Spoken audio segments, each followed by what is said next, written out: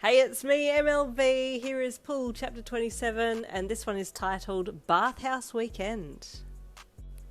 He glanced up at you again when he heard you choke slightly, and you held a hand out to stop him from saying anything. You mumbled through the food in your mouth, rapidly chewing to get them all down. He just nodded, then continued eating. Remind me to never eat noodles with Aizawa again. I'm going to end up choking to death, and it will be written on my tombstone. Here lays Yin, who suffocated on a noodle. R.I.P. By some act of God, you managed to not die during the dinner, then left the shop with him after he had finished as well. Thank you for the training session and food, you said as you both walked home side by side. That was nice. Hearing your own words, you immediately mentally face-palmed. Really, Yin? Nice? Nice? What kind of a half-assed comment is nice? Yes, I also enjoyed it, Aizawa replied in his default bored tone. Oh, well, he didn't seem fazed by it, so I guess it's something. You shrugged, then spoke out loud again. Please don't feel like you need to walk me home. I can get home on my own. He shook his head, man bun still showing off all his features. I don't feel obligated, but this is my own personal rule. I need to be assured of the safety of the people I'm with. Okay, you replied softly, smiling to yourself. He got you to your apartment, then left kind of abruptly, leaving you there on the porch. You thought that maybe you should invite him in for coffee, but he just turned and left before you could say any more. Over the following week, you and Aizawa spent a lot of time together, training and planning for the bathhouse weekend that, let's be honest, was sounding more like some kind of torturous weekend for the students than a compensation for the kidnapping fiasco. Aizawa had some strange class bonding ideas, but you were rolling with it. Okay, head count. Call out here when you hear your name. You called happily as you raised your clipboard up and poised your pen to tick off the names on the departure bus.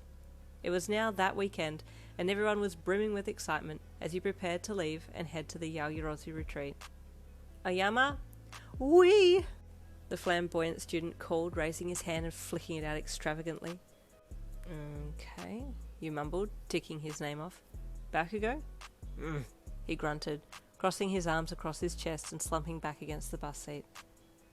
Ida? Present, Miss Lin. All I asked for was here, you deadpanned, ticking his name off the list. You got through everyone and then told the coach driver that you were all set to go and sat down gingerly next to Aizawa, who was already in his sleeping bag and fast asleep against the bus window. I wanted to have a conversation with him, but that's okay, I guess, you thought, looking at him before watching the scenery go by outside. The busy city traffic slowly eased as the bus made its way out of town and the houses became more and more spaced apart. The roads too got wider and less looked after as the view from your window took on a more rural look. I wonder what will happen with the showering situation, you wondered. Yaoyorozu did mention that the teachers' quarters have their own private ensuite. Aizawa and I probably should have come out earlier in the week to have a proper look around, but we just didn't have time. You watched as the bus started heading up the side of a mountain, entering a beautiful forest and dropping a gear to pull up the hill. What would happen if I didn't lock the bathroom door one night and Aizawa just walked in and saw me in the shower? Your body buzzed as your thoughts started to create a little erotic scene in mind. My apologies, Yin, you heard Aizawa's voice say in your daydream, but I won't be leaving now.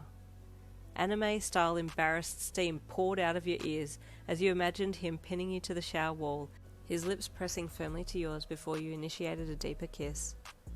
Miss Lin? Kaminari's voice suddenly interrupted your explicit daydream. Yes, you yelped in reply, startled by his voice.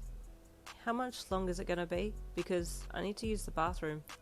Seriously? You thought, looking over your shoulder and giving the blonde a disappointed look.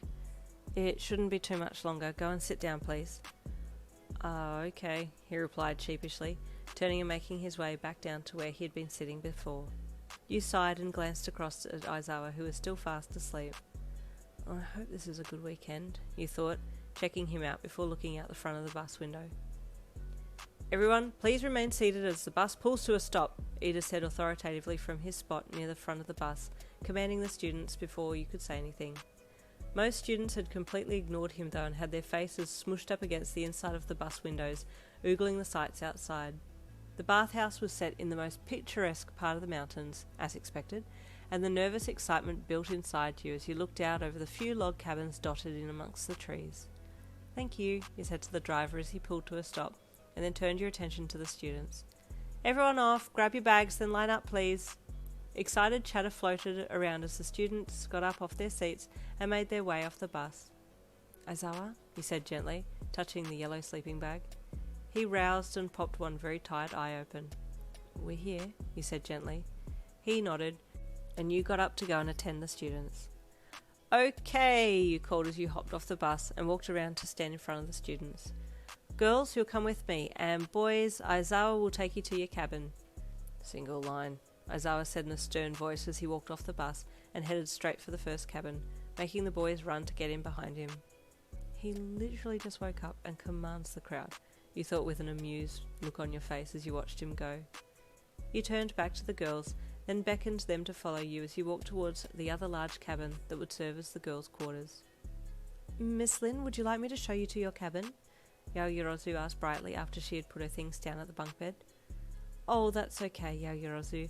I'm sure Aizawa will know where our cabin is," you said politely. "Oh, but you have separate cabins," she said with a little confusion. Sorry? "You and Aizawa have separate cabin each to yourselves," she reiterated. We do? "Yes." Oh, of course, yes." You laughed self-consciously. I knew that.